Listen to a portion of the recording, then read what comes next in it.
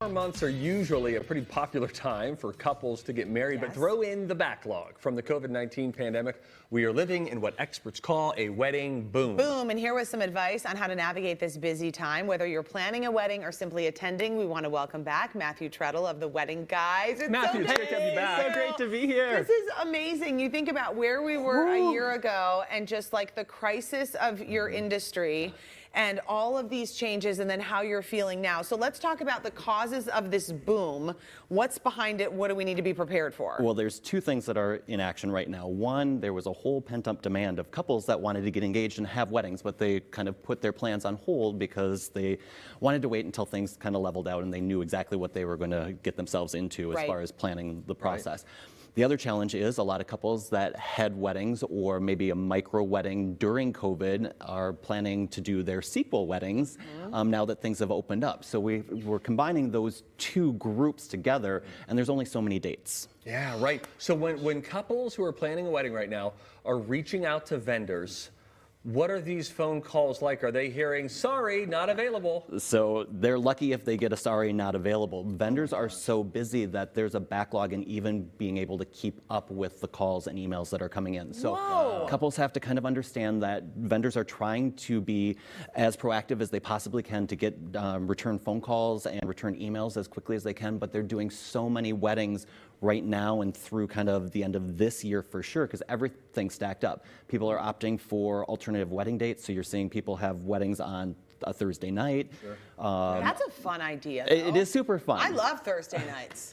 That's like, you know, something kind of exciting, and it doesn't take up your whole weekend. And so generally most wedding vendors maybe had one or two weddings a weekend. They might do a Saturday and a Sunday, or maybe a Friday or a Saturday. Well, now they might have a Thursday, Friday, Saturday, and Sunday. So imagine how much extra workload they're going through. I was going to ask if there's anything that you can do as a couple to break through the white noise trying to get a hold of these vendors, but based on what you're describing, there's really not, though. Outside of that, there's nothing, because it's truly just the work is very difficult for them to keep up with. It is. And so what we've done, the Wedding Guys always have the couples back, right? So during COVID, we came up with a concept called Find the Date, where we actually contacted the vendors and found out what dates they were available. Worked really good for those couples that were rescheduling last year. Well, we see a challenge right now for couples just trying to find dates moving forward, and so we're relaunching that same concept. So we have venues and photographers listed on our website right now with the dates that are available, so that it will save couples time in just trying to track down what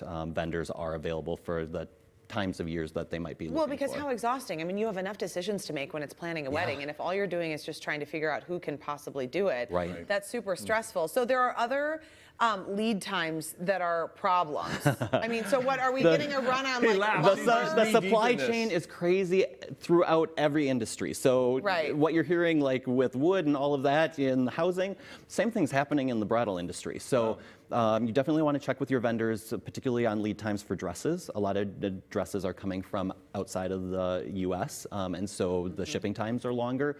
But if you need particular items, tents are a little bit challenging this summer just because there's so many that are being in use permanently for COVID reasons. And a lot of restaurants had expanded their seating outside during this time, and a lot of those tents are still up. And so that's... And your guests can't get a rental car when they come here.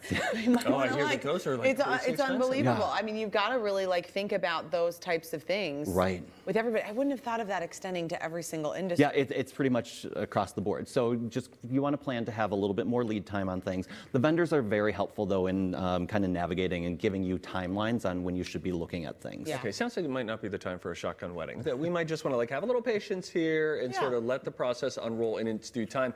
What will the ceremonies look like post-COVID? We didn't know how long we'd be wearing masks. Everything changed so dramatically, and in May, what will they look like moving forward? Yeah, everything opened up, and so there are a lot of couples that are a little uncomfortable with having everybody come to the wedding. So we're seeing people that are requesting that people that have been vaccinated be the ones that attend. People are still usually using the digital options for those guests that might not have been vaccinated.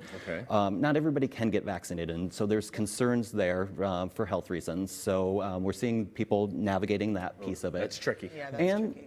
People have been requesting masks still.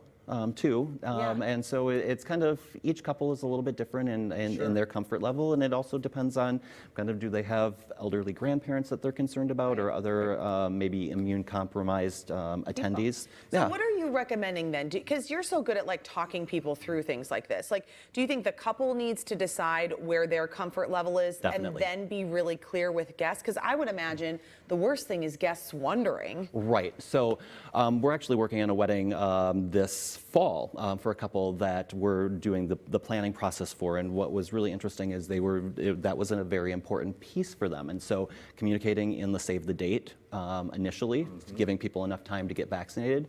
Wedding websites are really popular right now, so just spelling out all of those details, kind of what the COVID protocol is going to look like, because we want the guests to be comfortable too. So just like every restaurant has like a COVID protocol, and you kind of know. I've said this from the beginning, I just think people want to know what to expect wherever you're Because the worst thing is like when you're walking up to a place, do we need our mask here? Do we not? What's going on in here? Yeah, what's going on? Are we going to be like, how does it And you want your guests to be at ease. So the more information that you can give them, and there's certainly lots of ways to do that now. Well, you go from one of probably the slower professional years of your life last year, just from an events perspective, to probably just an absolute tailspin this year. It is really crazy. One of the other really great pieces, though, is we're ramping up our shows again for the fall, and that's another really great way to find vendors, because you can come through the show and find out who's available on your date all in one location. So you don't have to wait for them to call you back or draft that email. You can actually book your services at the shows. So and we know that if you love them, that everyone will love those vendors. I mean, you do such a great job, Matthew. Great to have you here. Oh, so great to be here. We posted these tips and a link to the Wedding Guys website. It's all up. Go to twincitieslive.com, and when you're there, just click on Fun. Up